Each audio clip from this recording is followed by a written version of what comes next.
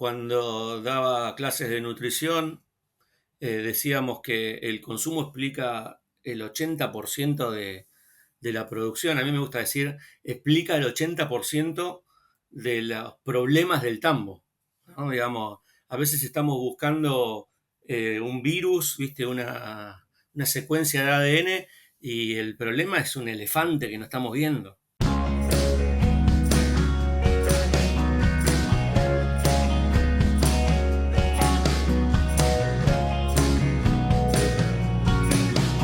Bueno, buenos días. Bienvenidos a otro episodio de Ericast, donde a través de conversaciones tenemos una línea directa con los referentes principales de la industria láctea en Latinoamérica. Y hoy vamos a charlar con un local, el doctor Alejandro Paladino, investigador y ingeniero y asesor en, en lechería. Y hoy vamos a hablar sobre vaca en transición, más enfocado en la vaca fresca. Así que un gustazo, buenos días Alejandro, ¿cómo va? Gonzalo, ¿cómo estás? Buenos días. Un gusto, el gusto es mío, por favor.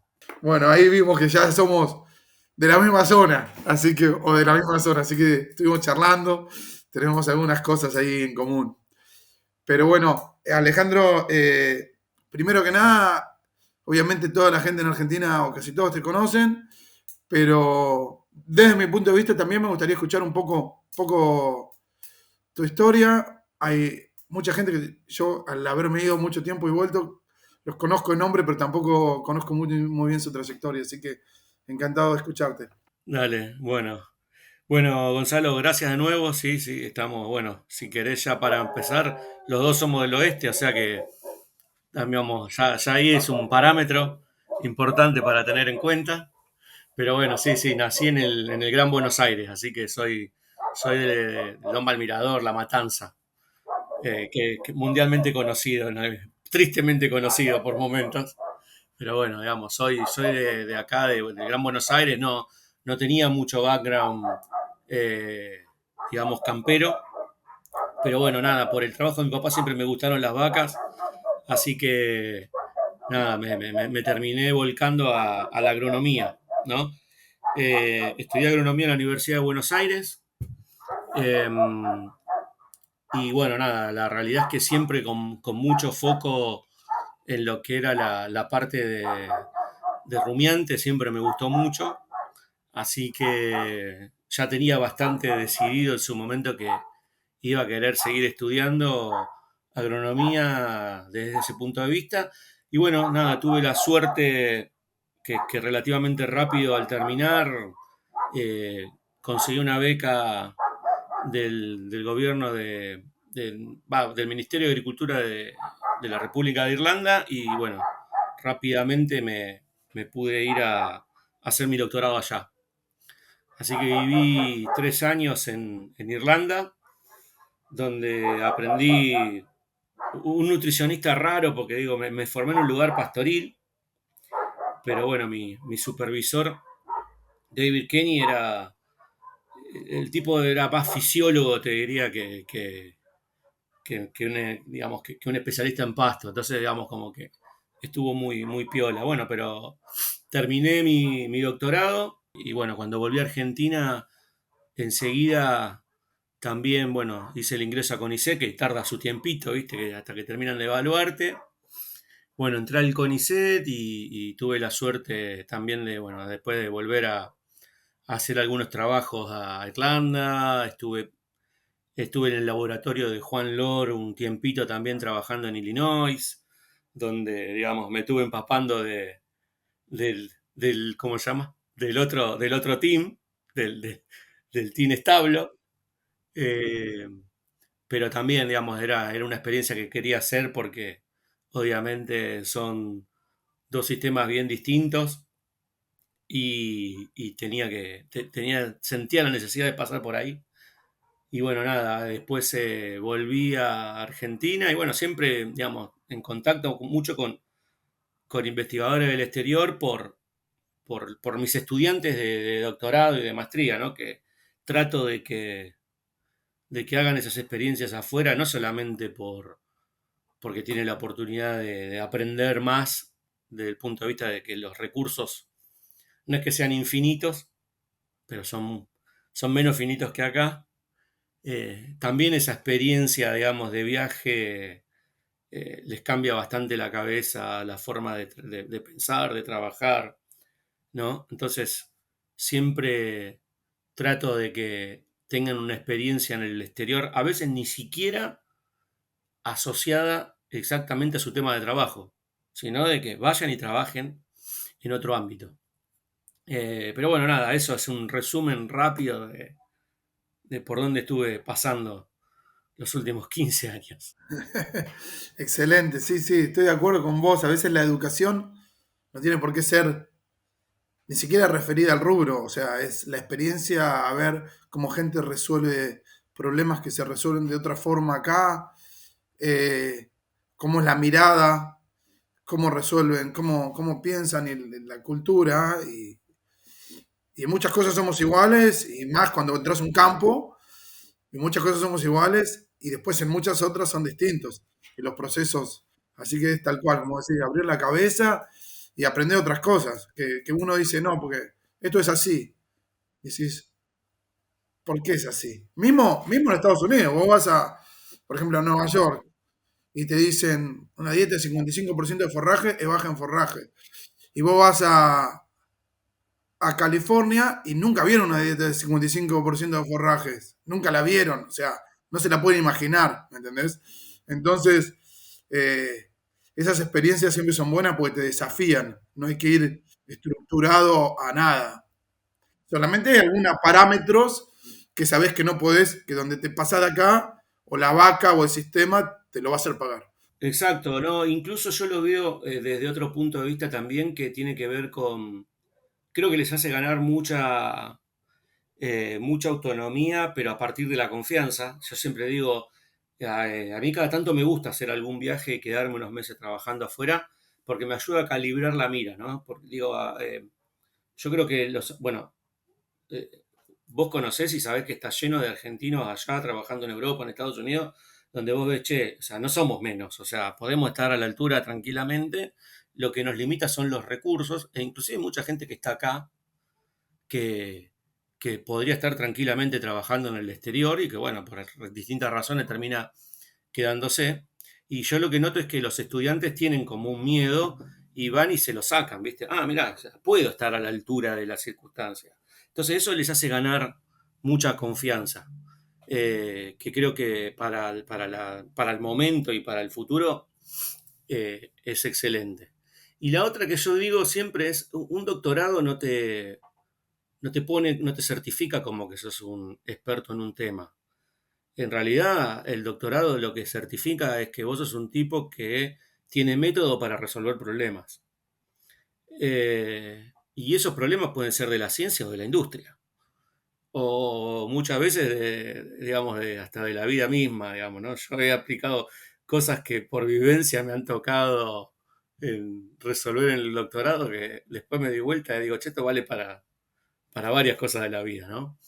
Eh, Así que bueno, nada, esa es un poco la filosofía atrás del trabajo, ¿no? Bueno, sí, sí, tal cual, nos podemos poner a hablar de esto mucho, pero vamos a enfocarnos un poco en la vaca, pobre, en la vaca. Y vos elegiste el tema para enfocarte un poquitito en la fresca de la transición, no porque lo otro no sea importante, sino que hemos hablado un poco ya de eso y para tratar de profundizar un tema, elegiste el tema de la vaca fresca, ¿no?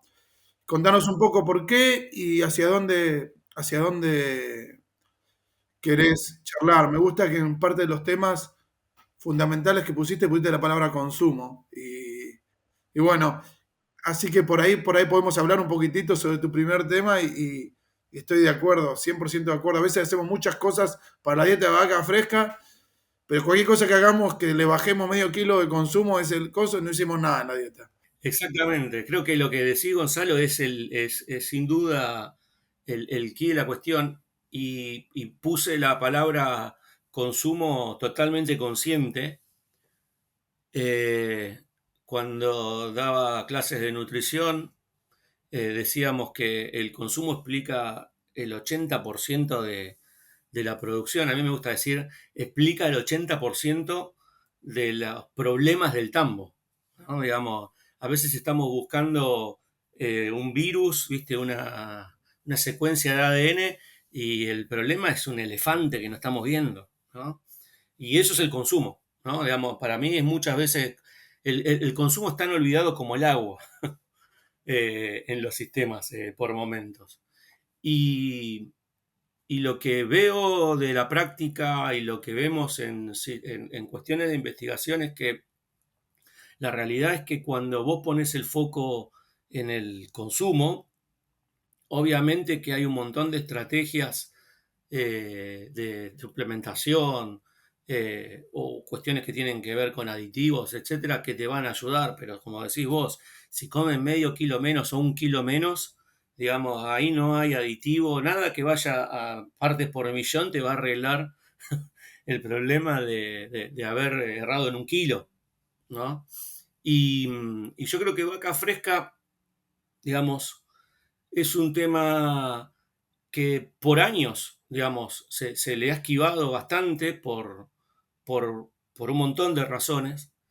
Desde el punto de vista de la ciencia, creo que uno de los grandes problemas, alguna vez hablando con gente de Estados Unidos, es eh, la variabilidad intrínseca de la etapa en cuanto a cómo responde cada vaca en particular al parto y a las dietas, hace que sea desde el punto de vista de científico, si querés, estudiarlo muy difícil, porque necesitas un N muy grande muchas veces para encontrar diferencias significativas, porque la variabilidad es tan alta El ruido. que, que se dificulta, ¿no? Encontrar diferencias. Y yo creo que eso ha sido un tema por el cual muchas veces ha sido muy difícil abordarlo.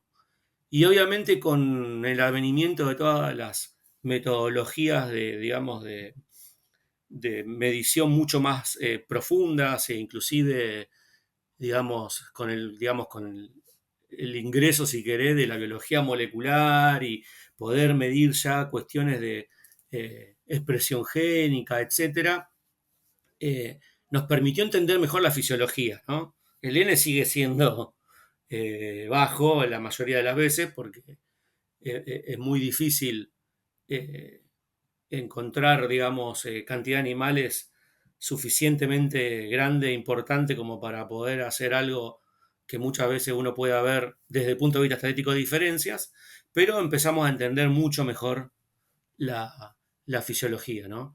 Y bueno, ahí, digamos, aparecen varios temas. Yo creo que algunos de los temas que han tocado, inclusive ustedes en varios de los podcasts, que con el tema de inflamación, claramente que es crucial. Pero lo otro que empezás a ver es que, digamos, un gran determinante de todas esas situaciones, sin duda, el consumo de materia seca, ¿no? Y lo que vimos y que ha cambiado también, digamos, ya, bueno, hace bastante para lo que estamos en tema, pero a veces te cruzas y te das cuenta que no está todavía eh, del todo abordado, es que pensábamos que el consumo de materia seca en esa etapa estaba regulado principalmente por el poco espacio que tenía la vaca y que el ternero y que después la involución uterina, bueno, y todo lo que en su momento yo aprendí en la facultad y en realidad lo que sabemos es que en esa etapa la regulación del consumo es principalmente fisiológica o metabólica, ¿no? Y eso nos hizo cambiar, digamos, un concepto. Nosotros teníamos el concepto muchas veces de que la vaca fresca tenía que tener una dieta similar a la vaca de punta porque los requerimientos hacía que había que concentrar la dieta, etcétera, etcétera. Y nos dimos cuenta que en realidad la estábamos frenando cuando empezamos a entender que en ese momento quien manda es el hígado, ¿no? Y bueno, nada, eso es un poquito el abordaje que hemos estado haciendo en los últimos tiempos y que bueno, que creo que toda la academia, por lo menos la academia desde el punto de vista americano, ha ido por ese lado en los últimos tiempos, ¿no? De hablar de dietas con menores concentraciones de almidones, poner mucho más foco, por supuesto, en todo lo que tiene que ver con el consumo de materia seca, ¿no? Inclusive, digamos, la forma en que usamos las grasas cambió, ¿no? Eh, entonces, nada, me parece que hubo un cambio, no sé, me cuesta decir los últimos 5 años, 10 años, no sé, pero hubo un cambio bastante interesante en todo lo que fue el tratamiento, por lo menos desde el punto de vista nutricional, que es lo que más hago yo en el manejo de la dieta de vaca fresca, ¿no? Sí, no, tal cual, como vos decís, yo me acuerdo en una reunión, en una de estos fines de semana de estudio que estaba organizado por una universidad, y estaba Thomas Hurt y estaba Tom Overton, pero esto ya en el 2010, y ellos decían, en su momento, la razón para tener una dieta de frescas, pensá, Nueva York, 60% de forraje, la única razón para tener una dieta de frescas era para no poner grasa en la dieta de fresca, para que la vaca coma más. Hoy lo tenés a Adam Locke, que te recomienda distintos tipos de perfil de aminoácidos para la fresca, para la punta, para el cola. Sí, sí, Y Tom Morton está hablando también, de hecho hizo un podcast hace un poquito sobre la dieta de fresca, cómo debería creer él que se hace una dieta de fresca. Y así que muchas de esas cosas, como vos decís, están cambiando. Sí preparando la vaca para esa dieta de punta, pero preparándola, no enfrentándola muchas veces. exactamente, exactamente. Eh, los laburos de Adam Locke inclusive son, a mí me gustan mucho en particular, bueno, trabaja mucho con Andrés también. Esto que vos mencionabas, los distintos perfiles de ácidos grasos y cómo eso impacta en la resistencia a la insulina y bueno, y por supuesto la cantidad de insulina circulante, etcétera, como para que el animal salga rápidamente de ese balance negativo. Antes nosotros buscábamos que la vaca, decíamos, no, la vaca tiene que perder peso para tener un mayor pico de producción de leche. Hoy, digamos, casi que está puesto en manifiesto que la vaca ideal sería una vaca que prácticamente no cambia de peso, digamos, ¿no? Y que toda la producción de leche venga a partir del consumo. De nuevo, ¿no? Vuelve la palabra consumo y una de las cosas que para mí, más allá de todos estos detalles que termina poniéndose sobre la mesa es, me pasa muchas veces cuando un productor te dice, che, me gustaría ver la dieta de fresca porque quiero empezar a trabajar esto de otra forma y qué sé yo, y lo primero que le digo es, ¿dónde la vas a poner? ¿Y qué comedero vas a tener? ¿Y dónde está el agua? Y pum, o sea, digo, no hagas ninguna dieta hasta que vos no tengas asegurado 100% el bienestar del animal y el acceso a la comida, ¿no? Eh, termina, termina siendo preponderante El elefante. el elefante, exactamente, ¿no? Digamos, a veces ves gente que hace dietas súper complejas y claro, después no llega. Entonces digo, che, mira, prefiero que le dé la dieta de tal rodeo que más o menos se acerca, pero ponerla en el lugar donde tenga los 80 centímetros, 1 metro de frente de comedero, que la vaca pueda estar echada 12, 14 horas por día, que tenga sombra donde tenga que tener, bueno, obviamente si es un establo, cama acorde, y ¿sabes qué? Y organizar la logística para que esa vaca coma en un momento en el cual, digamos, muchas veces encontrás problemas de las dietas, etcétera, y te das cuenta que a veces es un problema de logística, porque quieren hacer una X cantidad de mixer en una cantidad de tiempo mínima y, digamos, alejando los horarios ya llegan siempre a la hora que tienen que llegar. Digamos, ¿no? Pequeño detalle que... Sí. Un profesor decía que el sentido común es el menos común de los sentidos y, y bueno, a veces pasa que por ahí viene el doctor Alejandro Paladino, por ejemplo, ¿no? Ya que está voto, vamos, y decir, hay que darle a la vaca 3 veces por día, ¿no? Por decirte, ¿no? Entonces viene uno y dice, bueno, hice un mixer de 200 kilos porque le tengo que dar... Le digo, no, dale una vez por día y tirale bien y que se mezcle bien y tratar de que no se caliente, monitoreemos la temperatura y darle. Entonces hay veces que decimos, che, no estamos mandando el cohete a la luna, ¿no? Estamos tratando de ordeñar vacas, obviamente, hacer lo mejor posible, pero bueno, entonces no hay que perder el foco y bueno, antes de contarnos un poquitito el tema de la inflamación para después seguir con cómo manejamos lo que vos hablaste después de la condición corporal. Bien, bueno, ahí justamente cuando uno empieza a mirar en detalle qué es lo que le sucede al animal durante la transición, ¿no? Y particularmente durante la etapa de fresca, que es cuando el animal comienza a movilizar reservas, que obviamente también en parte refleja lo bien o mal que trabajamos en vaca preparto, pero bueno, básicamente el animal sufre un proceso inflamatorio.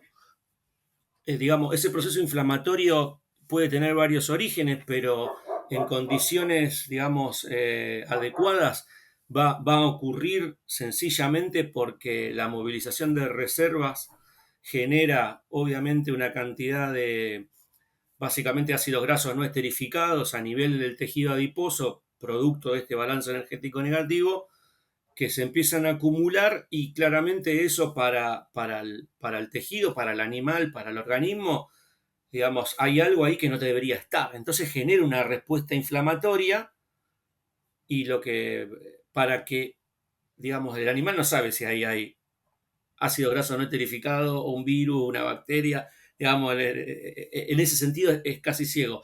Entonces genera una respuesta inmune para que lleguen, digamos, las células relacionadas con el sistema inmune. Y para eso necesita un proceso digamos, de angiogénesis, generar vasos capilares, etcétera, que puedan, por donde puedan llegar las células esas. Bueno, esos mismos conductos que forma son los que usa para sacar los ácidos grasos no esterificados. Entonces, digamos, el proceso inflamatorio en el fondo es necesario. El tema es cuando ese proceso inflamatorio es exacerbado. Y la forma en que controlamos ese proceso, digamos, obviamente tiene varias aristas. Desde el punto de vista nutricional, existen obviamente estrategias que nos ayudan a, digamos, no solamente a aportar energía, sino también a, desde el punto de vista hepático, mantener consumos altos para que la movilización de reservas no sea tan alta. Y desde el punto de vista quizás más desde los requerimientos, si querés, el manejo de la condición corporal es otra de las cosas que al tener eh, relación directa con el consumo posparto, también nos ayuda a que el consumo de materia seca sea alto.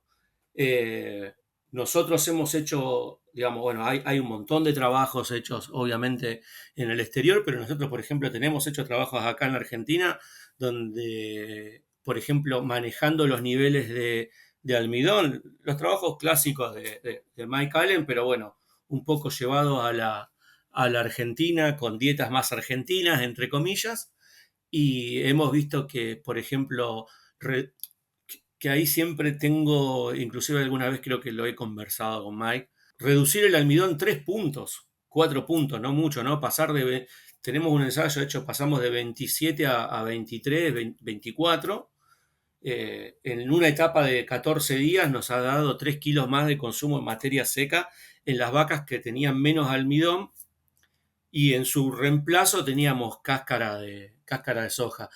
Siempre tenemos la duda de si será un efecto per se del almidón, que seguramente hay un efecto almidón, pero también tenemos alguna hipótesis con respecto a la cáscara y de hecho tenemos hecho algunos estudios de microbioma a nivel intestinal y a nivel ruminal, donde encontramos algunas cuestiones interesantes, como por ejemplo que la diversidad de bacterias a nivel ruminal es mucho mayor en los animales que consumen cáscara y cuando vos te vas a otro lado, ¿no? Que es la parte hay muchos estudios de la relación entre el microbioma y la eficiencia productiva, vos encontrás que animales que tienen microbiomas más diversos suelen tener mayor eficiencia productiva. Y eso nosotros lo vimos asociado a la cáscara de soja en varios ensayos. No tenemos nada contundente todavía porque nos faltan todavía cerrar varios trabajos tenemos muchas muestras y queremos juntar e inclusive hacer algo transversal a varios ensayos que tenemos hechos con vacas lecheras e inclusive con ovinos, ¿no? Pero la cáscara de soja tiene algo que nos llama bastante la atención, que tiene que ver justamente con el tipo de microbioma que genera. Pero volviendo a la vaca fresca, esos 3 kilos de consumo de materia seca que no necesariamente representaron mayor producción de leche en ese periodo de 14-21 días, sí representó salir entre una semana y 10 días antes del balance energético negativo. O sea, las vacas que consumían 3 kilos más salieron prácticamente antes de los 10 días, casi todas las vacas habían salido del balance energético negativo. Y obviamente cuando medíamos algunas proteínas de fase aguda como ceruloplasmina y aptoglobina, nos encontramos con que los niveles en esos animales eran mucho más bajos, ¿no? Digamos, obviamente siempre el N lo que te termina resultando bajo para ver cuestiones como enfermedades, ¿no? Porque obviamente es un N muy bajo. Por eso digo que, digamos, el poder avanzar sobre algunas cuestiones que tienen que ver con poder ver la fisiología con más detalle, bueno, nos permite entender, bueno, mira, estas vacas tienen menos procesos inflamatorios, no, eso va a terminar resultando en que la probabilidad de enfermarse va a ser menor. Exactamente, podés llegar a una conclusión sobre una cosa, no sobre la enfermedad que puede ser multifactorial, Exactamente. pero sí podés probar que uno de los factores que indican una preponderancia, porque sabemos que hay cierta relación entre marcadores de inflamación y enfermedades. Entonces, no podés hacer directamente entre la cáscara y la enfermedad, pero podés pensar que estás ayudando de una forma indirecta. Y con respecto a la cáscara de soja, no a nivel microbioma o a nivel...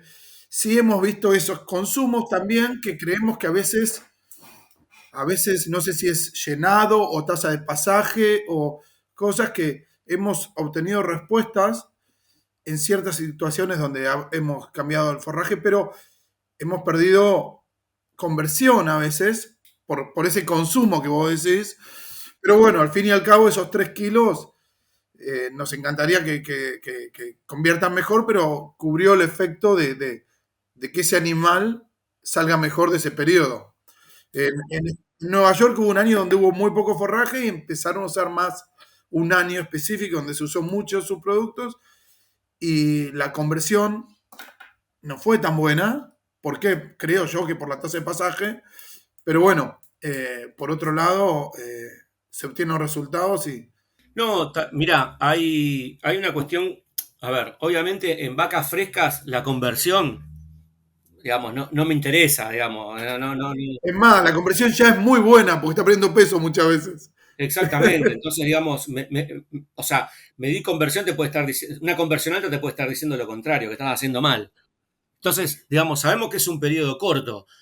De hecho, una de las cosas interesantes que tenemos y que cuando vos mirás los trabajos de investigación que van midiendo prácticamente día a día, el primer cuestionamiento que me hago es, che, ¿cuánto dura el periodo de fresca? Y el periodo de fresca, digamos, bueno, de nuevo, volvemos a lo que decíamos al principio, la vaca es una etapa muy variable. Y hay vacas que a la semana resolvieron. Hay vacas que a la semana resolvieron y vos decís, che, esta vaca 7, 8 días y mandá la punta. Ya está, ¿no? Nosotros de los trabajos que hemos hecho acá, de los 3 o 4 ensayos que hemos hecho, yo te diría que en promedio la mayoría de las vacas entre el día 11-12 y el día 15-16 ya resolvieron. Ya están bien, ya lograron consumos altos. Si vos hiciste todo bien, la mayoría ya está saliendo del balance energético negativo, se podrían ir a la punta y responder a dietas con mayor grado de almidón. Con lo cual, nada, o sea, ahí, digamos, no me preocupa, al contrario, yo para mí el objetivo de Frescas es, si vos me decís, "Che, ¿qué objetivo me tengo que poner como productor?" Es que la vaca coma mucho lo más rápido posible. Cuando yo logré eso, obviamente, si desde el punto de vista veterinario la vaca está ok, se puede ir. Digamos, si la sigo dejando, la freno. Hoy en día también, como vos decís, la tendencia de casi todos hoy en común, creo que casi en común de los americanos es, si anda bien, 10 15 días nomás, no la frenes, dejala tranquila. Y además, bueno, nada, ya después el tema de cuánto tiempo la vamos a dejar, cuánto se va a llenar, el corral, ya manejo es otro tema, pero si la vaca te está pidiendo pista, que se vaya. Y, y a veces que no tenemos dieta de fresca y hacemos corral de fresca, también 10 15 días que se vaya. Sí, sí, hay una cuestión de comportamiento y bienestar que no debemos obviar. Digamos, la obsesión en un tambo tiene que ser el consumo. Digamos, si vos estás obsesionado con el consumo y que cada categoría logre consumir lo que tiene que consumir, digamos, no debería, se te deberían minimizar otro montón de cuestiones que, que, que son causadas por falta de consumo en muchos casos, ¿no? Vos mencionabas el tema de la conversión, que obviamente es sumamente importante por el efecto que tiene sobre, digamos, la cuestión económica. Ahora, hay algo que es muy difícil de medir en un tambo desde el punto de vista económico, que es cuando una vaca consume quizás por encima de determinado nivel, que vos sabés, che, la conversión es mala o es menor a lo que uno quisiera, bueno, ¿qué está pasando con ese extra que está consumiendo? Hay veces que va a condición corporal, entonces eso es malísimo. Pero hay veces que está yendo a otra cosa, como puede ser salud. ¿Y cómo lo monetizás? Digamos, ¿no? Yo siempre digo, la vaca es un banco, ¿no? Entonces, a veces, cuando vos le pedís que movilice y te está prestando, en algún momento te la va a cobrar, con repro, con sanidad, etcétera, ¿no? Eh, entonces, a veces es medio complejo encontrar ese óptimo económico para todas las situaciones. Y además cada campo es un mundo, cada campo, o sea, yo creo que la conversión, primero para calcularla hay que calcularla bien, si no, no se calcula. No la podés calcular. No, a mí no me pagan los sólidos, no importa. Lo que importa es lo que está haciendo la vaca, no lo que te paguen a vos. Si vas a calcular conversión. Y después, que muchas veces no podés comparar un campo al otro. Sí, tenés que estar en un rango para más o menos saber en lo que hablan todos. Si vos estás 1,3 y los otros con la misma producción están en 1,7, pueden estar mintiendo los dos o podemos estar tirando la comida en otro lado o lo que no importa. Más o menos, pero en realidad poco comparación de un campo al otro porque son distintas realidades, distintos climas y demás. Pero es como vos decís, lo que la vaca te da, después te lo pide, por un lado, y después por ahí nos cambió la conversión por ingredientes que nos cambiaron, por clima, por